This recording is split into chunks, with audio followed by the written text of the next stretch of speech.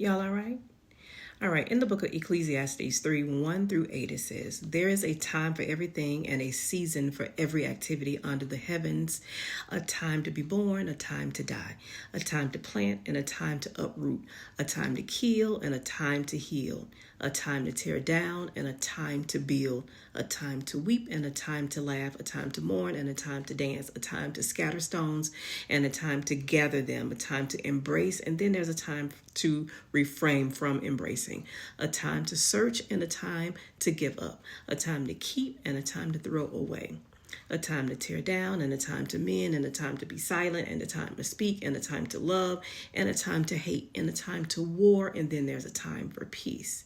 I bring you good greetings from Kairos Voices School of Ministry. Let's talk about what season you are in right now. The reality is that we are all in a particular season for a particular reason. Each one of these seasons come with a purpose and a lesson, even if it's a challenging season. God wants us to use discernment, discipline, and dedication. It's so important that we understand the season that we're in because it takes some of the weight off of wondering why we're there. In the book of Ecclesiastes, chapter 3, it provides us a great reflection of the cycles of life. We cannot escape them. It gives us an opportunity to understand what things are shaping our character. Think about it like this. A farmer understands that planting season is very important, but it's also important to them in the harvest time as well.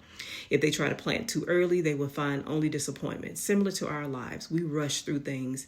We want greater spiritual development, greater opportunities, and it may not be the season for that. We have to wait on God and not miss him.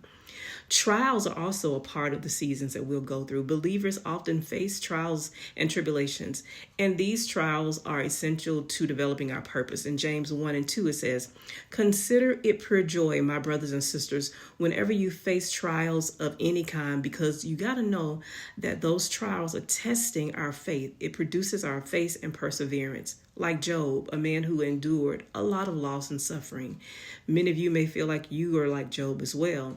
But Job's life transformed significantly because of his trials. He did not give up. He did not doubt. And it was through Job's discernment and his dedication that he became stronger and he understood God's sovereignty. Let's talk about the importance of discernment because we know that it's very important. Discernment is the ability to perceive and to understand the times and the seasons that we are in, that you are in. Make it personal. It requires us to seek God with our whole heart. It requires us to trust in God's guidance. Consider King Solomon. That's a good one. Who, when